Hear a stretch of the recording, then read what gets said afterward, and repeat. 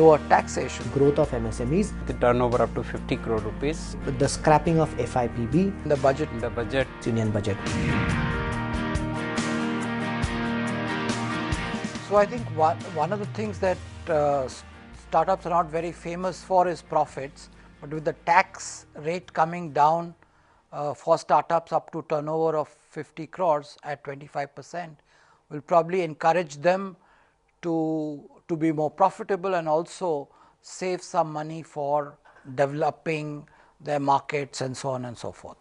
Mudra loans, which will go to the lower pyramid of the MSME, mainly micro entrepreneurs, their disbursement of 2,44,000 crores is a big boom, and I think it will cover a lot of small entrepreneurs.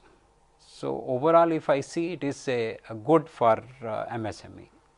The scrapping of FIPB, a couple of sectors in which venture capital and private equity investment was becoming difficult because of the existence of FIPB, and I believe that scrapping of FIPB would lead to larger equity inflows in the MSMEs that operate in these regulated sectors. You always you have great expectations of the budget, and finally when it comes it does not excite you so much. But I think from our perspective for startups, there is nothing negative in the budget as such, so we should not feel disheartened, and there is this advantage of lower taxation. So overall I think it's a good budget for startups.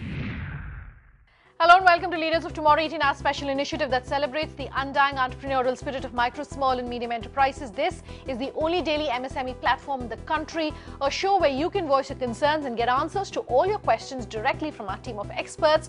We understand the issues that you, the MSME entrepreneur, face, and the show aims to bring you the most relevant and the most updated information on everything related to your businesses. Tonight we're taking in all of your questions, and to answer that we have with us in studio Vishal Thakkar. He's the Director of SME Consulting. We also have with us in studio S. Chatterjee, his partner S. Jai Kishan, Chartered Accountants. All right, let's kick this show off then with a question that's coming to us on email from N. Raj. Do stay tuned. At the end of the show, we'll tell you how you can reach us on email if you have any questions about any aspect of your business. Raj has written in to us to say that he is an audiovisual company and wants to know how he can become a future leader of the industry. Currently, he says they're facing challenges in terms of finance. When they go into the market to raise finance, they ask for previous financial track records, which for Raj's company, he says, is not very good. Because of this, he says they're unable to get funds and grow, and wants to know if our experts can suggest some alternative solutions or ways to grow their business. And in fact, we have just the person. He's written a lot of books and talks a lot about management and engages with students as well as far as management is concerned. So Vishal, why don't you kick the show off by talking to Raj? Okay, great Raj. First of all, audiovisual is one sector which is poised to grow now. So he's in good business. For becoming a future leader, there are a lot of challenges that he has to overcome. Let's talk about his challenge of finance today. See, many a times it so happens that for various reasons the track record may not be very good. So in that case, instead of banks, he can approach a lot of non-banking financial companies which provide finance at a slightly higher cost, but then they are ready to kind of overlook the track record of a person. Another thing that they could do is they could look at raising funds in a personal name, not in a company name. So again, if he has a good CIBIL score, he can kind of take a personal loan. Another thing that they could do is they could look at raising funds in a collaborative way from a bank, whereby the second partner's credit score in the bank is good enough and the bank may be willing to still lend funds to them. And as a last resort, they can always go for private funding, but that is not something which I recommend because the costs are very high and the terms are very, very stringent. And because we are in India and Indian businesses also survive on fundraising from friends and relatives, so that is something which he can always dip into depending on his relationship and the track record with that person. Sure. All right, let's take in our next question, and this is coming to us on Facebook. A. Reddy has written into us to say that they're wholesalers, distributors and manufacturers of packaging, bags and other materials.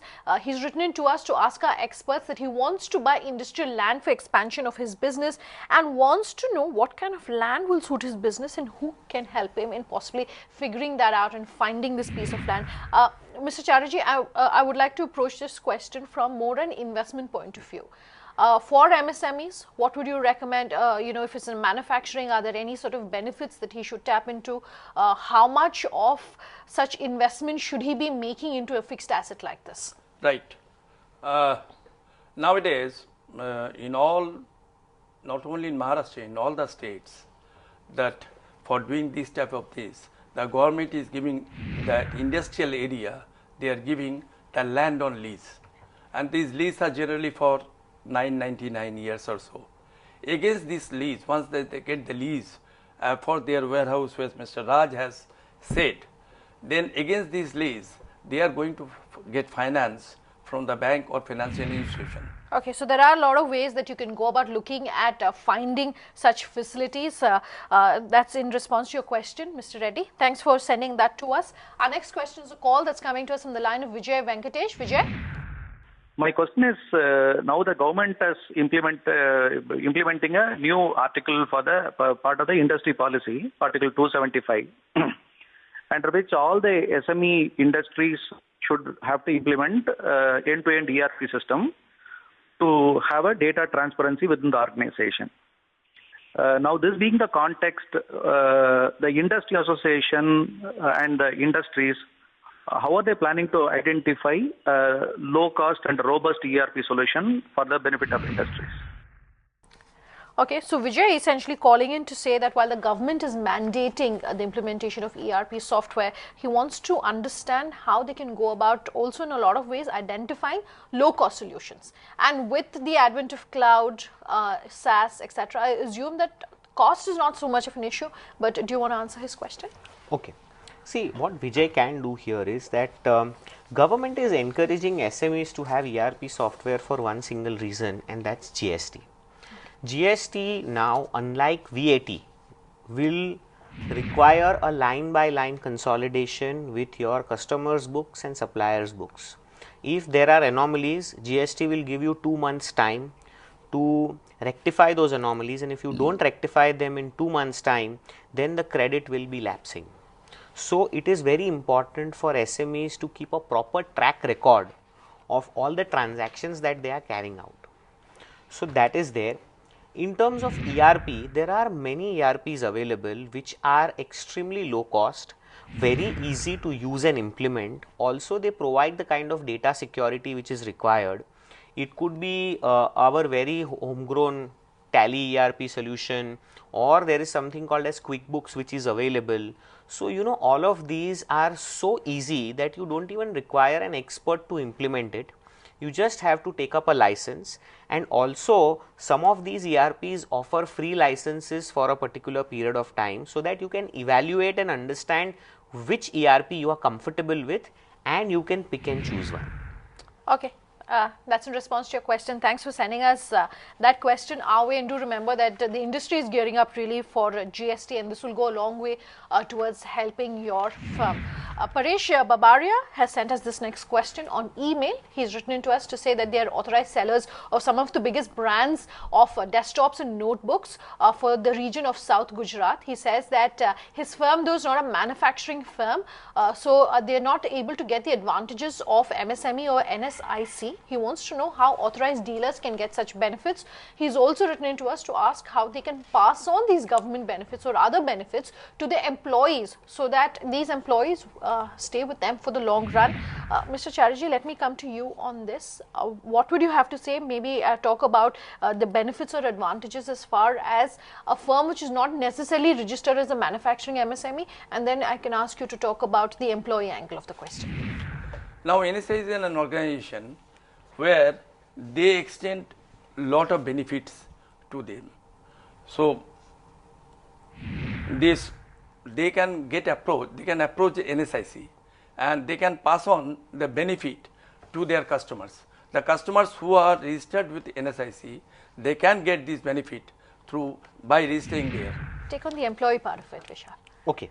Before we go on to employee part of it, I would like to just add to what Mr. Chatterjee said, that there are various benefits available, if not directly, indirectly. There is a scheme called CGT MSC where he can take up an unsecured loan from the government to run his business. Up to 2 crores now. Up to 2 crores now. Earlier it was 1 crore. So now coming to the employees part, see, for a startup it is very valuable to retain employees because they will be the future leaders for the company. So when we talk about retaining employees at a startup, money is hardly an option. What needs to be done is the work needs to be made interesting. Also what they need to do is they need to emulate a kind of an ESOP structure. While ESOP is unheard of at startup or MSME level, but definitely making them feel as partners of the company would enhance their commitment towards the venture, and they can retain the employees by doing this. Let's take a very quick break on that note, but we'll continue answering your questions on the other side. Just stay tuned.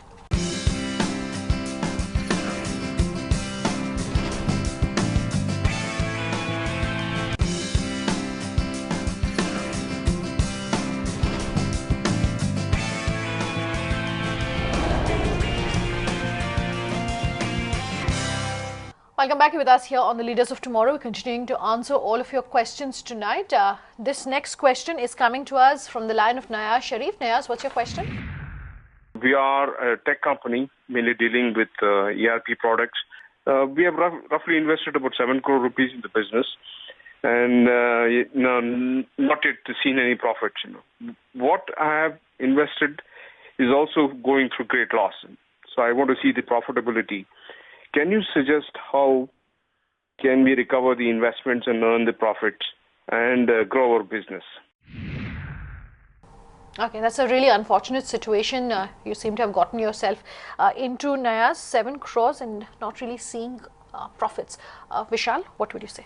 Okay, fine. See, there are 2 aspects to it. One is the gestation period aspect, wherein he has to respect the fact that, he has created a product which will now be proliferated in the market. So even though he must have been trying to proliferate it so far, there was no statutory push or no requirement from the MSME side to implement ERP in their companies. Now with GST coming in, everybody needs to shape up, and I think the future looks very, very bright if he has already invested so much money, and now all he needs to do is go out, proliferate, and make sure that he kind of starts recovering this money in about a year's time. Secondly, what he needs to do is he also needs to do a realistic assessment on where all the investment has gone and how possibly he can turn around the company to make sure that every rupee is being accounted for.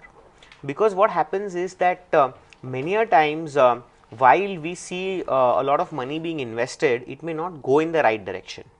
And third, if I have to give him the biggest ray of his hope, because he's an IT startup, there is still a lot of possibility for further fundraise by a professional investor who can look at his company and kind of give an exit to him in case he's contemplating one. But in my suggestion, I would say that he's poised to grow. The industry right now has reached its inflection point.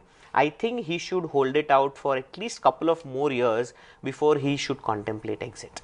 Nayaz, that's in response to your question. This next one is coming to us on Facebook. R. Srinivasan has written in to us to say that they're the wholesalers of IT products, both hardware and software, and that they face 2 challenges. One, technology is changing every 3 months, because of which reliability and productivity is coming down. He's written into our experts to ask them how he should go about dealing with this issue. And second, he says there's no control on the price of commodities fixed by manufacturers. They sell goods to us by marking up the discounted amount in the MRP. What can be the solution to this, as no one can really predict what the final cost, what the actual cost in fact of the product is, and therefore things are going a little haywire. Vishal, we were talking earlier about a similar kind of issue. So what would you have to say to Srinivasan? So earlier, as I said, that you need to innovate. Okay, you have to think out of the box. One way is reaching out by creating YouTube videos. Another could be making a newsletter which goes out monthly, and creating a small landing page on the website of your company telling all your customers just to subscribe to the email so that they can stay updated with the changes which are coming every 3 months. Now, see, every change that comes our way, especially in the technology side, could be looked at it as an opportunity as well as threat.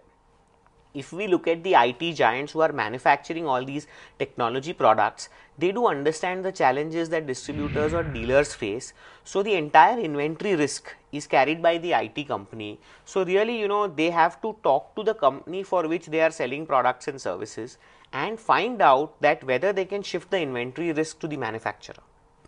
That way, they will minimize the investment in business and would be able to, be more up to date with the technology. Also, we discussed about the YouTube videos and other things which he can constantly keep his customers aware about things. Because nowadays in technology business, the only way or the surest way of keeping your customers happy is to do relationship selling rather than just answering their phone calls and delivering the product. The traditional methods of selling are not going to work anymore. Yeah. All right, Srinivasan, that's in response to your question. Our next query is a call coming to us from Naveen Joshi. Naveen? We are an online education platform and we are looking to start an offline platform for which we require funding and advisor. So how can we find the right advisor? Secondly, asking for funds from market can give a bad impact on the company. So what can be the alternative way to raise funds? Okay, just a two-part question, Mr. Chatterjee. Maybe I can ask you to respond to the second part of it rather first. Right. I don't understand what he means by bad impact to the company when they're raising funds from the market, but maybe you can talk to him about some fundraising methods that you possibly look at, and also in terms of what he should keep in mind in terms of advisor. I feel that he should have complete again coming back to this, that in the offline, whatever he is going to do, that he should plan out. He should make that how much he need finance from the market. If he goes for this, it is difficult to get from the market, but from this type of the small SME sectors, there are plenty of funding process are there. He can go for this. The impact on the company will not be bad on that, and right funding as required for him, he may get from there. So I feel that he should make that attempt instead of going for taking fund from the market. Okay. Do you also want to add to that? Yes, I would like to add something very, very interesting here. Naveen, what you need to do is any business which creates a bridge between online and offline is the next best thing happening today. Okay. In that event, what you need to do is first is if you already have a credible online education examination platform, you can approach any of these incubators which are kind of helping startups or innovative businesses to grow. In this incubator thing, you are not only getting funding, but you also get the kind of advisors which are required for you to kind of set up your offline platform, and they also provide a lot of mentoring to these startups so that they can do a reality check way before they make mistakes, and kind of they don't have to reinvent the wheel. A lot of leading universities across the world have started incubators in India which can help somebody like Naveen to get his holistic package right, because his approach or his direction seems to be appropriate, because he's trying to bridge an online to an offline model. Sure. which is the in thing today. Okay, that's in response to your question, Naveen. Thanks for calling in with that. Let's take in our next query. This is also a call coming to us from Anurag Sharma. Anurag? Our solution requires some awareness to be created in parents regarding the importance of regular monitoring of child health. It is very difficult for us to reach out to public in mass and create awareness as an early stage startup. So how can we do that and market our solution with less investment? Okay, very similar to what some of the other questions have come in terms of creating awareness about the brand. Vishal, what would you have to say to Anurag? Yes, very recently we had a similar challenge where we had a product for children and we wanted to really reach out. So there are a couple of Facebook groups like Mothers Group and like Working Women Group, and there is one group called Shiros.in. So it's like hero, you have a Shiro. So these are the groups where there are likes of 85,000, 90,000 women who are either mothers or are working but had to leave work because of the child. So these are the right platforms where you can get in, and at a very minimal investment you can reach out to these people. You can keep a webinar or a demo or even a Facebook live demo of your products and services to these groups. So this way you can reach out and proliferate to all the mothers in your area, because typically the products for children are driven by mothers. In case if you want to reach out to fathers, there are better ways available. So I feel that these Facebook groups will be a very nice and a low cost medium if I am talking about something specific. Other could be participating in trade fairs or demos, or giving out free samples, sending out flyers, brochures to the people. And also one idea which I can give you is tying up with maternity homes. Sure. Because that's the right place where they can reach out to the new parents and kind of sell their products and services. I want to supplement here, add here. Fine, what he has said is absolutely correct. In addition to this, now at present, see, if you see the population of India, all are not not accessing Facebook. They still in the orthodox, in the villages or in the small town. So I feel that in addition to that, that demo should be given there in the schools. The demo should be given there in the nursing homes. The demo should be given in the hospitals. So like this, if this type of demos and the pamphlet and what type of offer they can give, as he rightly showed, some free samples to be given, then this will give a larger propaganda, and this will really help Anurag to spread the business. Okay, Anurag, lots of tips for you in terms of what you can do to generate more interest and awareness of the business that you do. Gentlemen, thank you both very much for coming down tonight and speaking with our viewers. That's our show tonight. Do remember, if you have any question about any aspect of your business, you can write in to us at leadersoftomorrowtimesgroup.com. You can reach us on social media using the hashtag LOT. You can tweet at me. My Twitter handle is Sunanda_J, or call us on that number you see on your screen. We promise to have all your questions answered. Thanks for watching. Have a good night.